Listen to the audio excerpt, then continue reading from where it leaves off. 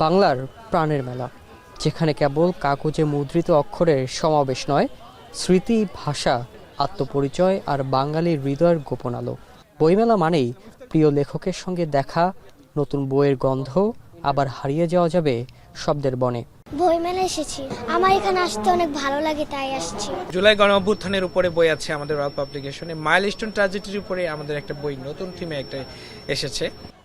নির্বাচনী ব্যস্ততার কারণে এবার মেলা শুরু হলো ফেব্রুয়ারির শেষ প্রহরে। লেখক, সাহিত্যিক, কবি সবারই মুখে এই শেষ দিকে সূচনা যেন এক নতুন প্রত্যাবর্তনের বার্তা।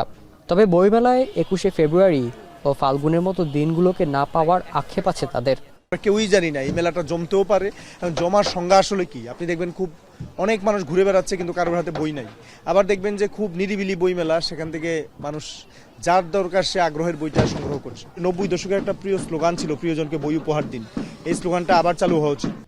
পবিত্র রমজান মাস ও আসন্ন ঈদ উল ফিতরকে ঘিরে ব্যবসায়িক ক্ষতির শঙ্কায় প্রথমে কিছুটা দ্বিধায় ছিলেন প্রকাশকেরা, কিন্তু শেষ মুহূর্তে স্টল ভাড়া শতভাগ মওকুফ সহ 3টি দাবি মেনে নেয় সেই সংশয় কেটে গেছে অনেকটাই।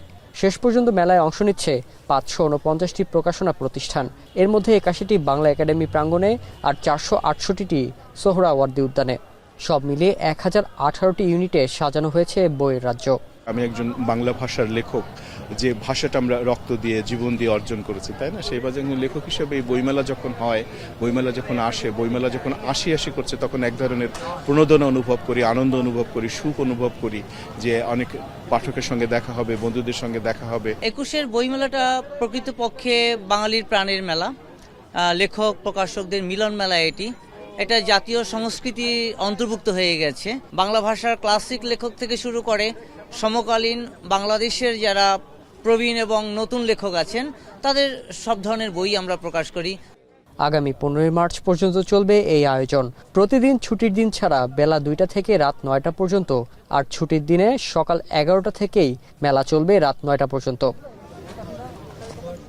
শাহরিয়াজ আমার পুলক, এখন ঢাকা।